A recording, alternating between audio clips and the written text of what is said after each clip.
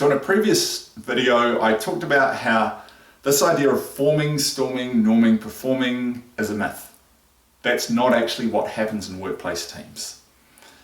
What actually happens is teams just launch and get down to taking action straight away. And so I want to share with you the researchers, Richard Hackman and Robert Jeanette at Harvard, what they found from observing hundreds of teams, what actually makes a difference for the really good teams and the really poor ones.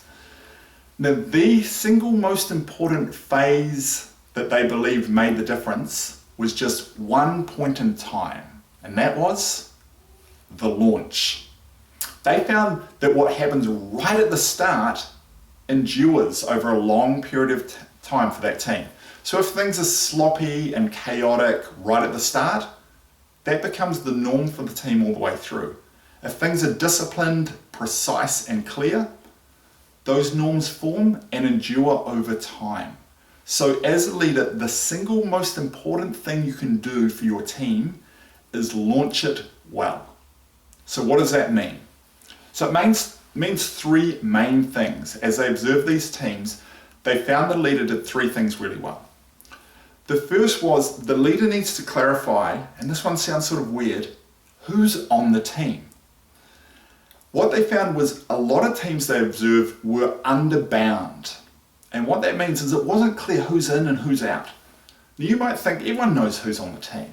Well, when they asked people on the teams that they observed to write down, they would find some people would write down 18 names and someone else on the team would write down 7. Now with those teams, they were unbound the whole time. It was always chaotic and unclear. So the first thing the leader needs to do at the launch meeting is be very precise and clear who's on this team and who's not. The second thing around that is you want to go to a great deal of effort to make sure in that first meeting everyone is there. And in particular, the important players.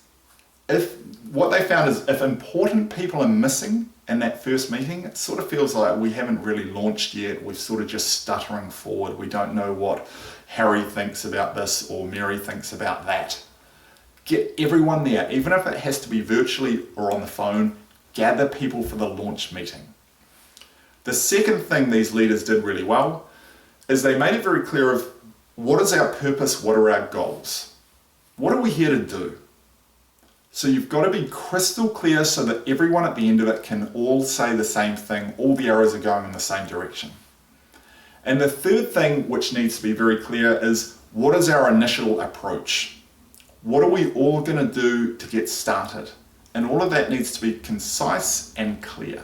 It doesn't need to take very long. Some of these launch meetings I observed went for 10 minutes, but everyone was clear at the end of it that we were bound, here's what we're here to do, and here's our process.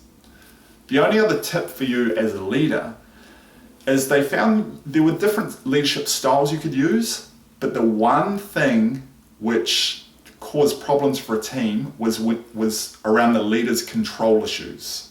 The least effective leaders were either too controlling and wouldn't let go, or were too laissez-faire, didn't grab control enough. Key message for you, think about your team and think about that very first meeting. Launch well because early events endure.